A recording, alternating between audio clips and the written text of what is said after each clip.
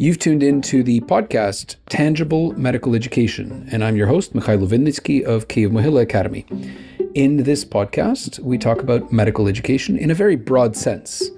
Its institutionalization in Ukraine and in the world, and about the medical profession more generally. We'll try to highlight the intangible, which in reality makes medicine very tangible and practical. My guest today is Vім Ґроот. Vím is, as I like to say, a very well-known person in perhaps some limited circles. Vím is someone that we are very proud at Kyiv-Mogila Academy to call our honorary doctor, and someone that has been involved in various aspects of medical reform and healthcare reform in Ukraine for over 20 years now. And Vím is himself from the Netherlands. Thank you for joining me today, Vím. Thank you for having me, Mihайло. In that introduction, there was one thing that I missed, and I want to ask you about it. In your biography, it also says advisor to the Queen of the Netherlands. Can you tell us a little bit more about that? Yeah, that's been a while ago, when we still had the Queen. I was a member for 8 years for the Advisory Council for Healthcare in the Netherlands, and that's appointment by the Crown. So you get a letter signed by, at that time, the Queen or the King, saying that you're appointed as part of this council. But the advice is to the minister. So it's an advisory council to the minister. Right, because I was thinking that I would think that it would be a little bit strange that the Queen of the Netherlands would be managing healthcare. I think that's a little bit too micromanagement. No, but we still have a very traditional system where all major appointments, also mayors of cities and so on, are done by the Crown, by the Queen at this moment. As I mentioned, you've been somebody that has been involved in Ukraine for over 20 years. My understanding is that you made your first trip in 2001. And since then, you've been making trips almost every year. Here you are in Ukraine during wartime. Why are we so interesting to you? That has some history. It actually started already in the 1990s. At that time, I was working at Leiden University. And when the wall fell, the Iron Curtain fell, there were all sorts of collaborations between universities in the West and universities in the East. And Leiden University at that time had some partnerships with University in Veliko Turnovo, Kirili Metode University in Bulgaria, and also some universities in Romania. And in Leiden, they didn't have an economics department, and I was one of the few economists there, and one of the few willing to travel to Eastern Europe. And from an economic point of view, of course, what happened at that time was very interesting. The whole creation of a market economy, the way how existing institutions disappeared, and a market at first arose, and then in the middle of the 1990s, everything totally collapsed again, and then gradually was built up again, and I found that fascinating. And at by the end of the 1990s, I moved to Maastricht in my current position as a professor of health economics, and there they had an organization called ASFER, Association of Schools in Public Health, and they also had a sort of twinning program between universities in the West and the East, and one of them was Kyiv-Mogila Academy. So at that time, I was also director of education, so I volunteered to travel to Kiev, in 2001, that was, to see whether we could establish collaboration to develop a school of public health in Ukraine. And I was fortunate enough to meet there with Irina Griga. And, I think we could get along quite well. We couldn't get along very well with the people from the medical university at that time, who were mostly older people, didn't speak English at all, or at least not very well, and who were also not so interested in developing a master in healthcare management. So at some point we said, we don't going to work with the medical university anymore. We're going to develop a master in healthcare management at Kyiv-Mogila Academy, and that is how it happened. I actually wanted to ask you about that first master's because I remember being involved, not necessarily in a teaching capacity, but certainly knowing the people that were around that master's in the School of Public Health at Kyiv-Mogila Academy was a big experiment because to a large extent it was an education without a clear target. I mean, the normal way that you would be going into management in healthcare in Ukraine was that you would have a medical profession. In other words, you would be a doctor, and then you would move up the hierarchical ladder and become an administrator. And here you were presenting or trying to teach people to be non-doctor managers. I would expect that wasn't particularly popular. And I remember that even internally within Keiv Mohill Academy, we had a lot of discussions of, who in fact are we training? Yeah, true. It was also a bit of an anomaly to have a school of public health or a program in healthcare management within a university that didn't have a medical faculty. Right. Part of it was also say our own history that we brought from Maastricht. I was at that time fairly new at the university, didn't have a background in medical background. And before I went to Maastricht, my field of specialization was the economics of education, so it was more about education oriented. So I switched to healthcare. And also at that time we had quite a conflict within the university between the medical faculty and the health sciences faculty, which were two separate faculties and which also didn't quite get along with each other. There were some failed attempts to merge the two faculties by that time. Well, when I was involved in this, I didn't have such a great affinity with the medical faculty at all. So I thought we did that in Maastricht to develop a school of health sciences and a master in healthcare management without any medical involvement in that. I was a bit, I was not so medically oriented at that time, and that's also why I thought we can do that on our own. We don't need these physicians in this medical faculty. Oh, it's interesting that you say you don't need these physicians in the medical faculty, but at the end of the day, you are training in a master's program people that are supposed to be managers of physicians, right? Which in a hierarchical system, which we understand, I mean, most medical facilities tend to be quite hierarchical, hospitals and that sort of thing. You'd have a chief medical officer, and then everybody else sort of that is I guess, praying to him. To train someone that is not a doctor in management of healthcare seems to be quite a radical departure from anything that Ukraine has had in the past. Yeah, indeed. Yeah. But again, I think you have to see that in the context of the times. Right? In the 1990s, we had in Europe and the US, the whole evolution of new public management. The whole idea that public organizations or quasi-public organizations like schools and universities and hospitals have to be run more like businesses, like firms. Mm-hmm. And as part of that, the common thought was that there should be more professional management in hospital itself. That the old-fashioned idea that you have a medical manager, that you have a physician who is the director of the hospital was outdated, and that also with the that also was accompanied by an increase in the scale of hospitals. And more responsibilities also transferred to hospitals. That they were the ties with the Ministry of Health were also severed. That they needed more professional management for that, and that it could well be, and that was also the case at that time. Hospital managers were professional managers from large firms who would receive a similar pay also as managers in private companies, but would not necessarily be physicians anymore. Mm-hmm. And that is also what I carried over to when I came to Kiev. I guess my point is that idea still to this day is quite a radical idea for Ukrainian healthcare. Obviously, it's something that's accepted in the West, although there's a lot of discussion as to whether or not hospitals should be run as businesses. So they should be run with a view towards financial effectiveness. Yeah. And I know that in fact is one of your areas of expertise, mm-hmm. is sort of the idea of financial effectiveness of healthcare and healthcare services. I mean, I'm thinking of it from the point of view of a skeptic. Financial effectiveness to me means, well, that we perhaps don't give the best of care because we're thinking about how much things cost. How do we balance between good healthcare and financial effectiveness? No, I think both can go together. Not necessarily, but of course, if you allocate your resources in the best possible way, in the most efficient way, in which they provide the most health benefits to patients, then actually cost effectiveness or efficiency get along with quality as well.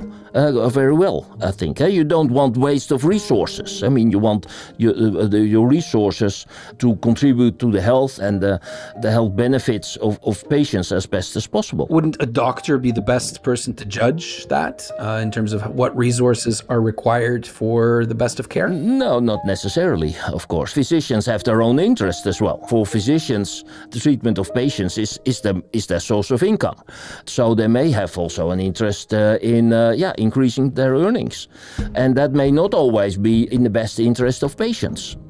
And nowadays, a lot of discussion about, for example, value-based healthcare. I think one of the more interesting reforms mainly in curative care, in both in Europe but also in the US and elsewhere, is to look for alternative payment models that create more value for patients. It's a bit strange that what we do actually is, in most systems, is pay for actually the things that physicians do.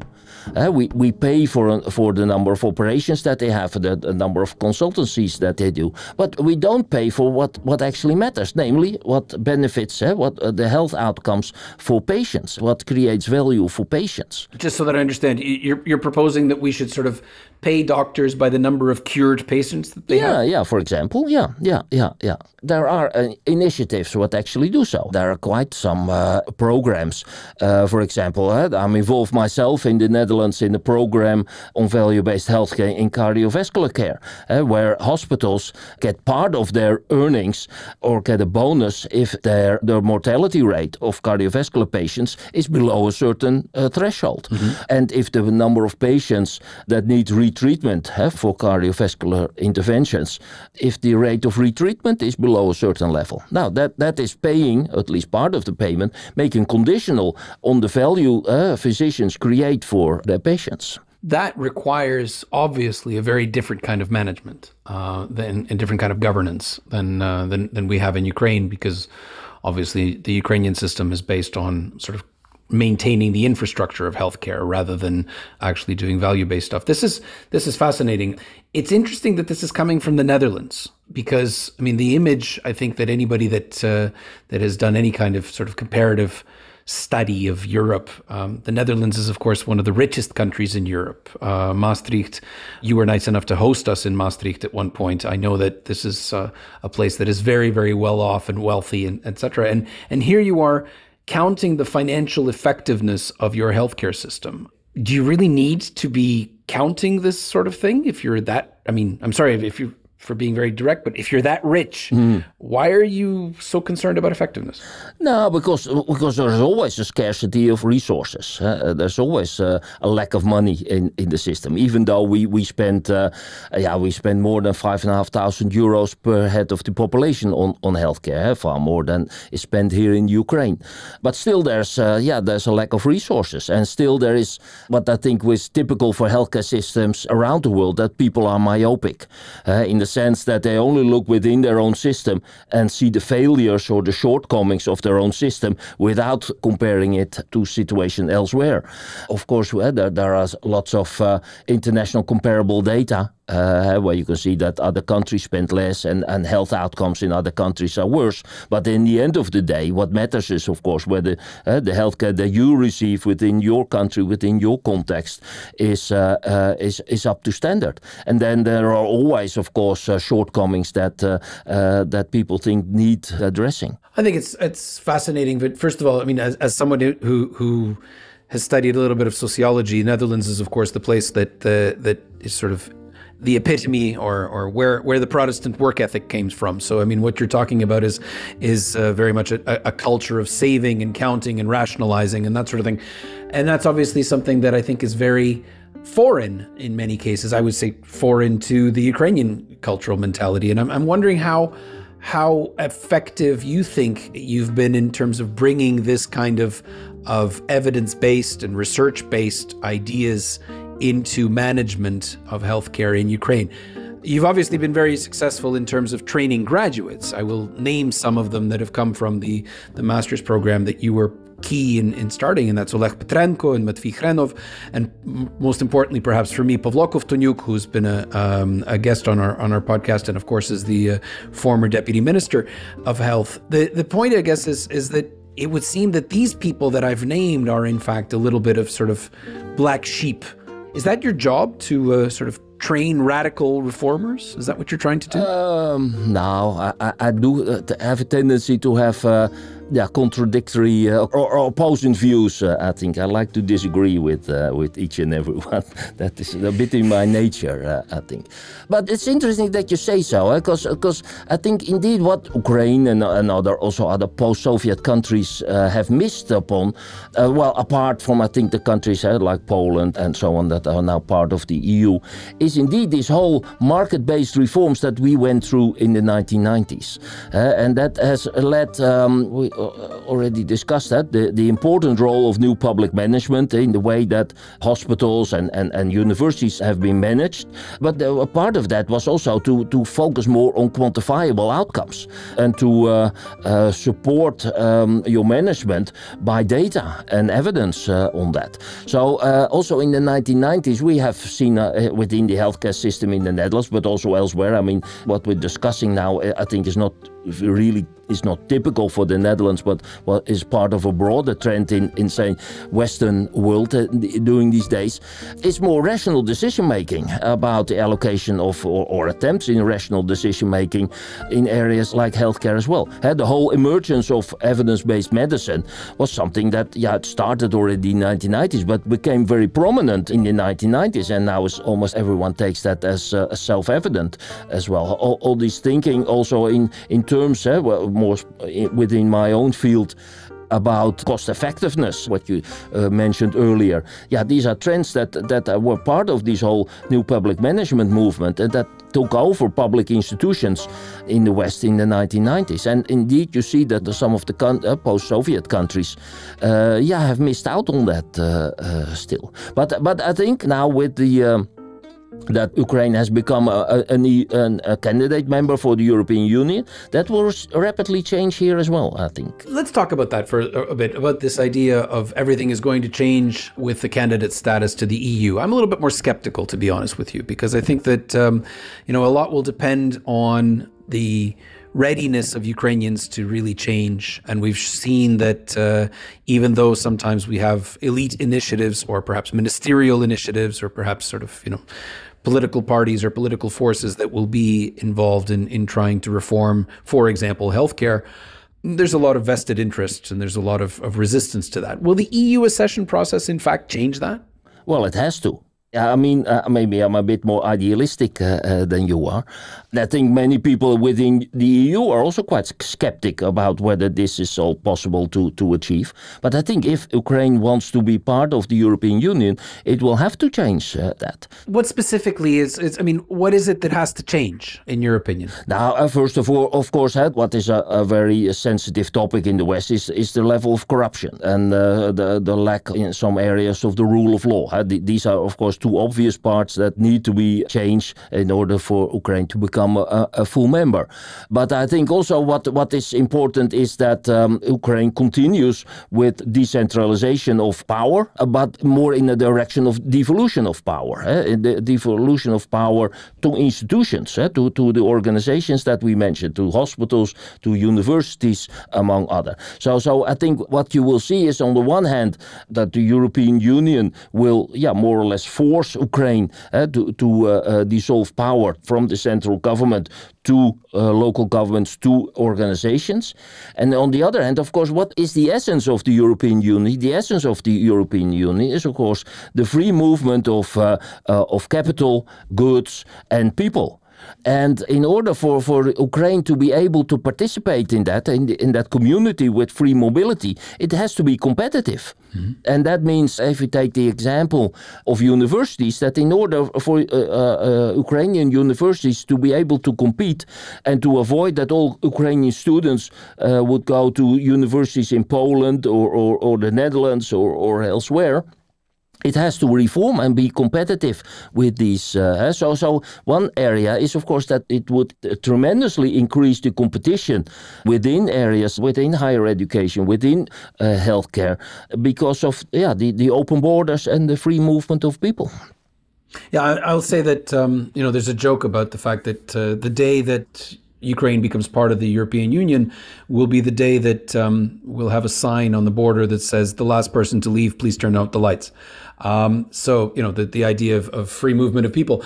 I think that's particularly important or particularly dangerous, let's put it that way, with the medical profession, because obviously we've got massive differences in pay levels between doctors, physicians specifically in the EU, in EU countries, and in Ukraine. And we've seen this with the movement of physicians from Poland, for example, to the Netherlands, to the UK, when the UK was part of the EU, and to Germany specifically. How do we avoid that? I mean, what needs to happen other than obviously we need to increase the salaries of physicians and teachers and everybody else, but that money has to come from somewhere. No, I think full membership of the EU will not happen before there are reasonable assurances that we won't have a totally deserted country because everyone has moved to Western Europe. So, and that means, of course, that there have to be lots of economic investments here as well to increase standards of living and to at least reduce the incentive to migrate. Because I think also in the West, no one is waiting for lots of migrants to come this way and would not be good for the country, especially the young and the higher educated would move to the West.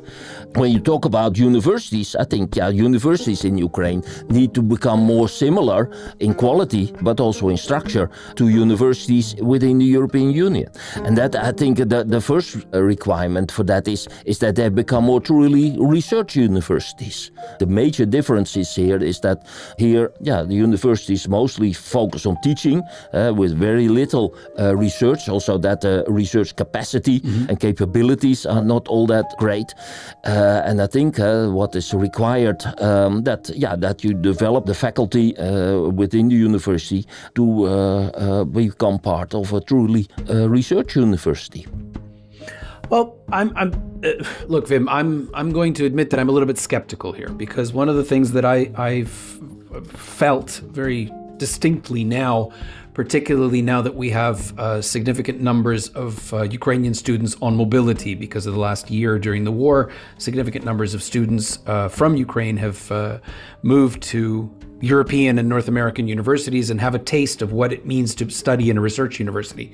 And one of the things that, anecdotally, I don't have data on it yet specifically, but one of the things that anecdotally we're hearing from these students is that, a researcher and a teacher are not necessarily one and the same. Just because you're good at research doesn't mean that you're necessarily good at teaching. And many of our students, particularly now I'm talking about Kyiv Mohyla Academy students, are coming back to us and saying that, we very much appreciate the teaching culture of Ukrainian universities, because we find that in North American and in European universities, we sometimes have professors that come into the classroom and are not particularly interested in talking to students because they're interested in furthering their careers as researchers. How do you balance between research and teaching? No, I think that's part of the human resource management that universities need to do.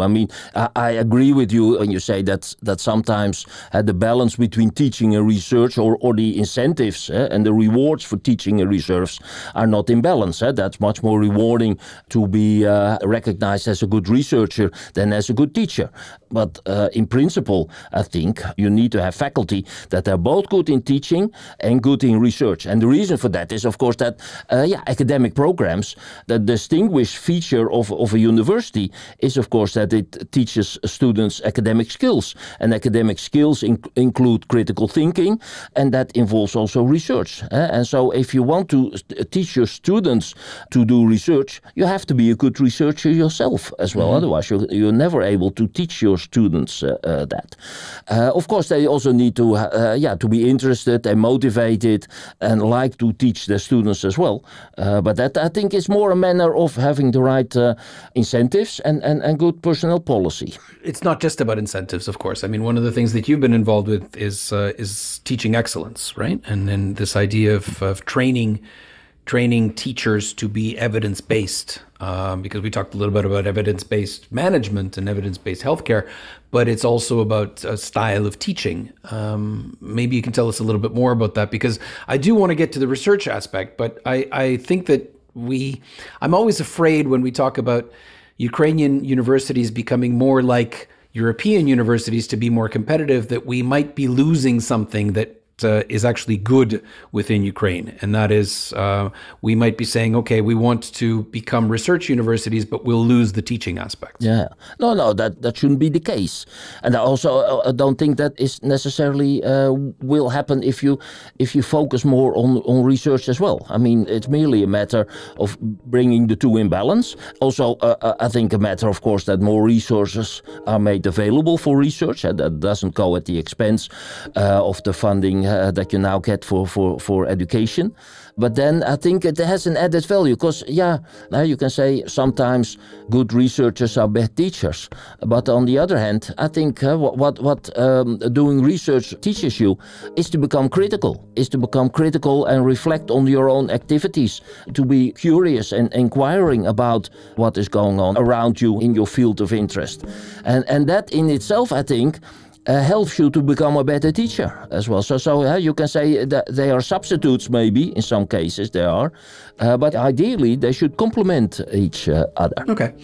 Look, obviously my questions are a little bit provocative, or were, about the teaching, because I mean, one of the things that I saw when we came to visit you in Maastricht was a very interesting and, quite frankly, I would say very attractive research culture at the university, and something that is very much involved with the structure of research programming and the way supervision is done and that sort of thing.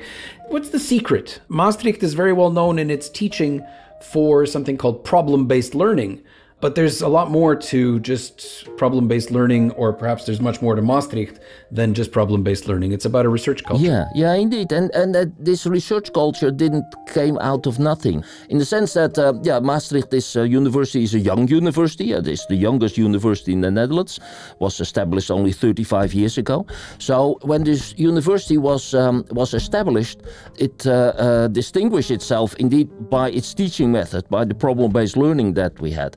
And at that time, it was mostly a university focused on teaching, more teaching than a research university.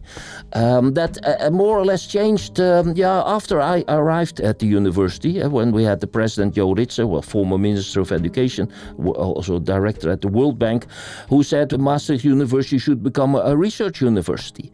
And that meant that there was much more emphasis on research, also in the assessment of faculty, much more incentives to improve research output, also more funding allocated to research. So one of the problems was also that the older established universities in the Netherlands got more money for research than the younger universities. That was also part of developing younger universities, that it was okay they got money for teaching, but they got far less for research. So that was also created more equal playing field between universities, but mostly it was a problem. Was an issue of selection, selecting more or based on research qualifications and output, and also in promotions and advancement, that more emphasis was being put on research accomplishment. To some extent, people now say it has gone too far, because we now currently have quite a debate that that's on the one hand too much emphasis on measurable outputs, like your H index or the number of publications that you have. Indeed, like what you said before, that people who excel more in teaching rather than research are not rewarded enough by that. And so we have now a whole program, what is called recognition and rewards, where it says, people can say for themselves whether they want to be rewarded more or recognized more on their teaching achievements or on their research activities, or more on the dissemination that they do to the general public. Or you have to meet some minimal requirements for each of them, but within that you can say, now I'm more a teacher or I'm more a researcher, and get rewarded for that.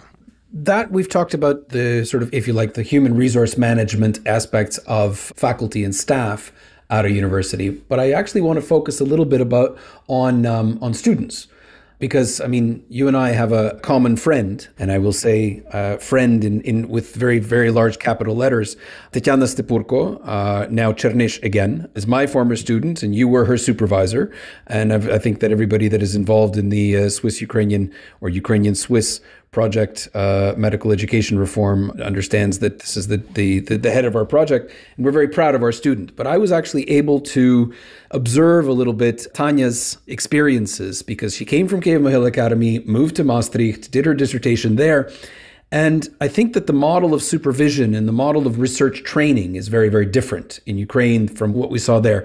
It's very much based on what you said is the goal is publication, right? So it's about teaching a young researcher, a young future faculty member, a young teacher, that the most important thing that you have in your life is your publications. Am I simplifying things too much? Only a little bit, yeah. I wouldn't say that I was Tanya's supervisor. I like to say we're more mentors for them rather than supervisors. But what we impart on them is to become, part of that Tanya already was very much goal-oriented, but to be goal-oriented. And indeed, if you do research, then the focus is on the output of that, and that is a book or a publication in that. So we focus on the essentials in this, and say other activities like taking courses, for example, or anything else than focusing on your research output is secondary and should be supportive to your research and the output that you create. Interesting that at the end of the process, I was lucky enough to be at the dissertation defense that Tanya did, and this was this is something that I go back to in many of the discussions that I have in Ukraine about how we should structure dissertation defenses. In Maastricht, it's a show. It's not really a test at all. There's not very much of there is a discussion, but it's more of there's no chance that you're actually going to fail the defense. No, the chance is minimal indeed. Only if you stay silent for the whole hour, then that you may.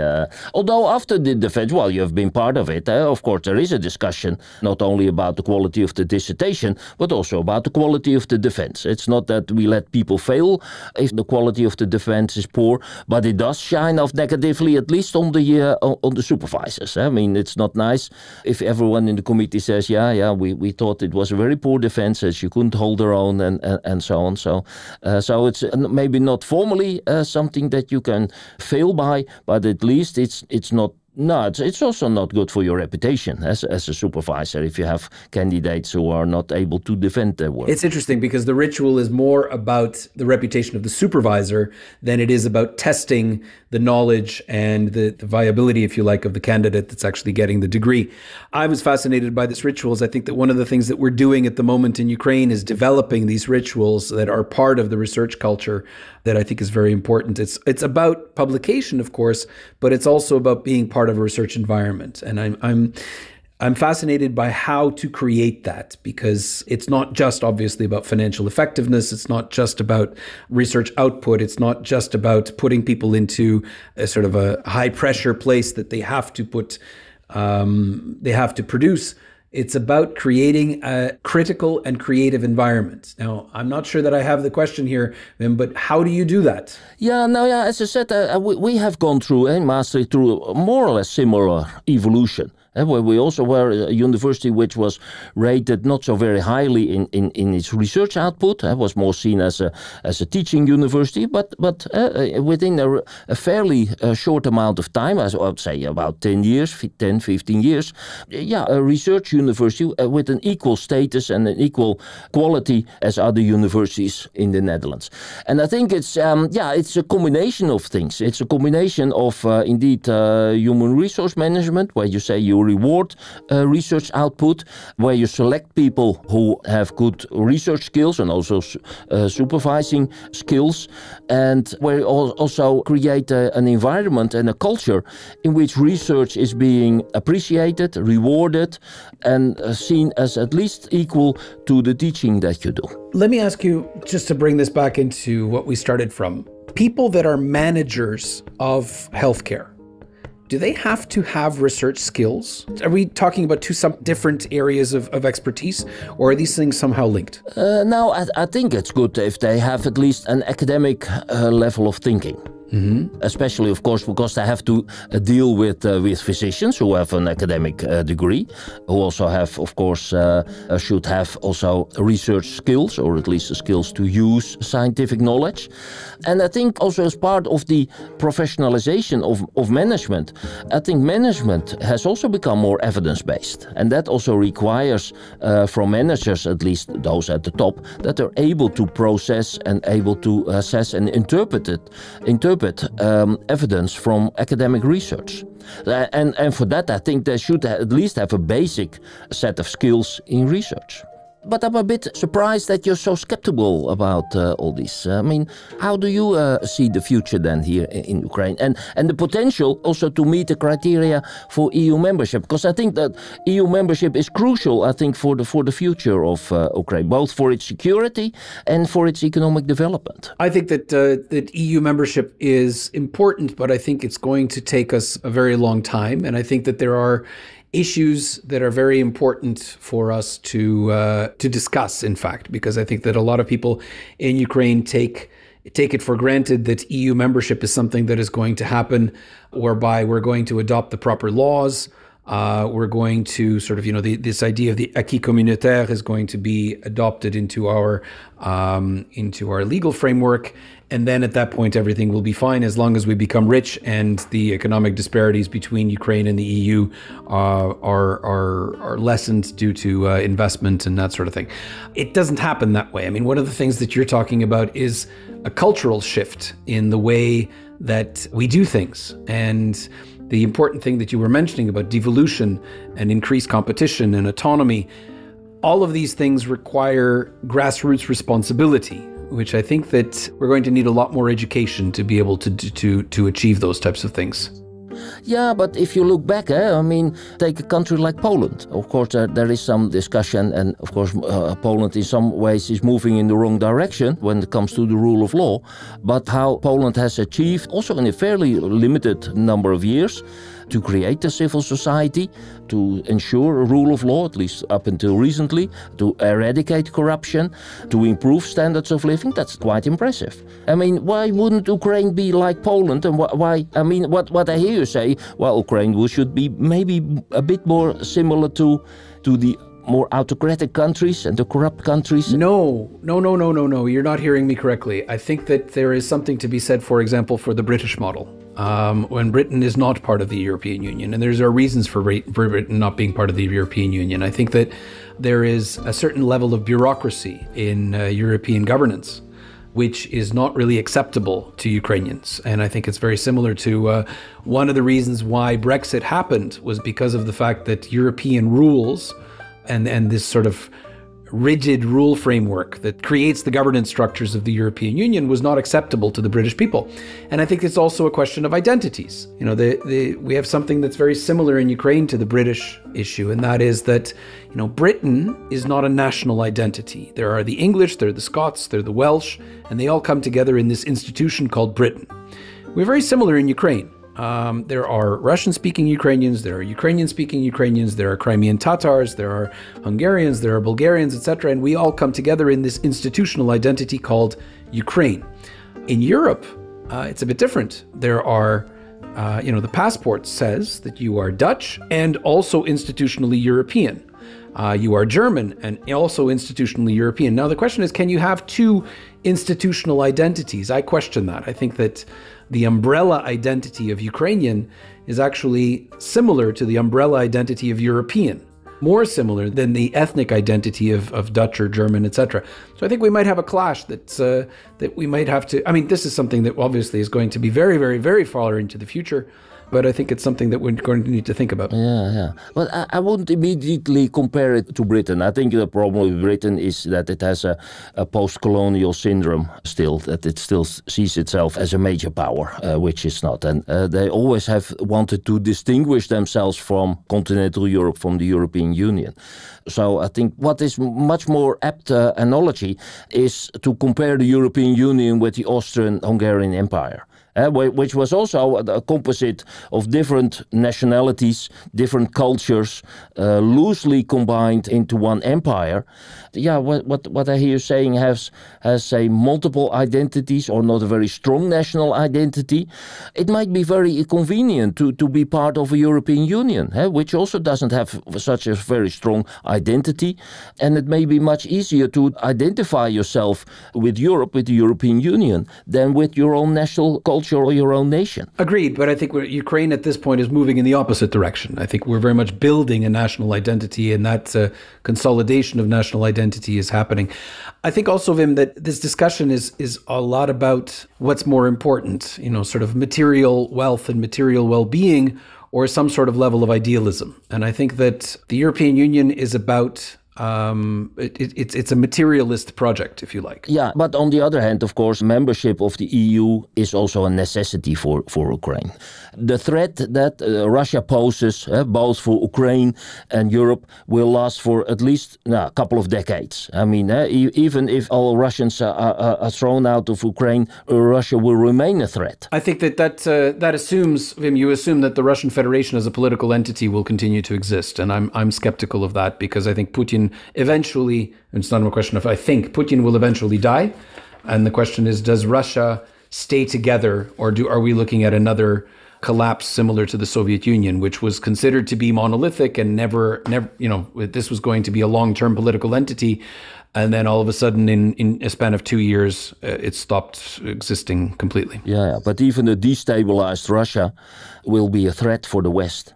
I mean, they still have the nuclear arms, they still have the feelings of revenge, still will feel humiliated, whoever will be in power there, Putin or some successor. Some successor may even be worse than Putin, although that's hard to imagine.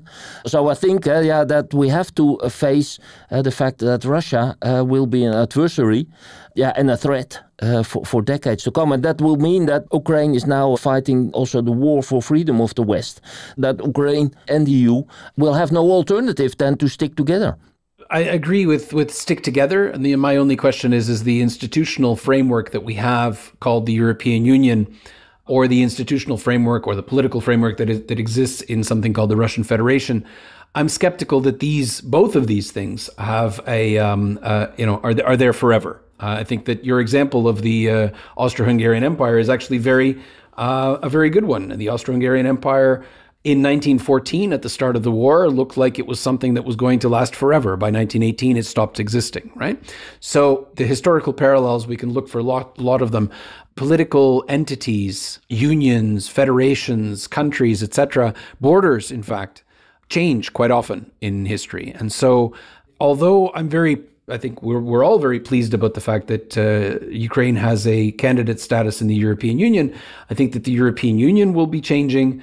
Brexit has obviously had a huge impact on the European Union. I think Ukraine will also have a huge impact on the European Union.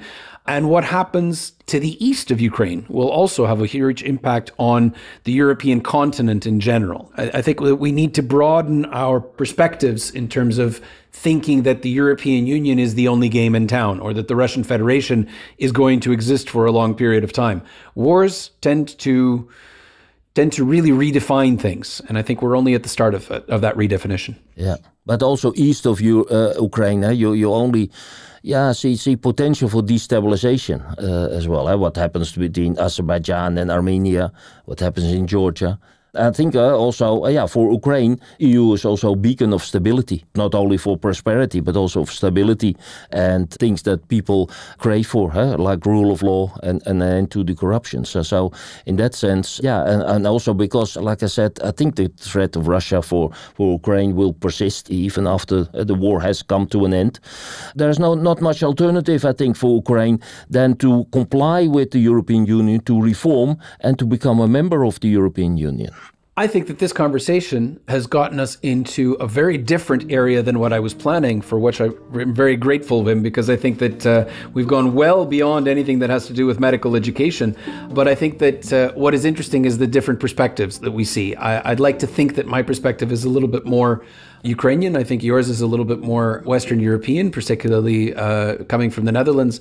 And I think we see the same problems, but we see different solutions perhaps, or perhaps we see different problems. The point is that this is part of, I think, the European project and the project of being academics, that we look at things and we discuss them. And I think that this is really, when we talk in fact about research culture and critical thinking, I think this has been a very good example of that. So I want to thank you very much for meeting with me today and for having this conversation. It was a pleasure, Mihajlo. I enjoyed it. For those of you that were not aware, I will say that we were today with Wim Ґроот, professor of the Faculty of Health, Medicine and Life Sciences of the University of Maastricht, and also professor of the School of Business and Economics of the Maastricht Graduate School of Governance. Thank you very much, Wim, for being with us today. Thank you.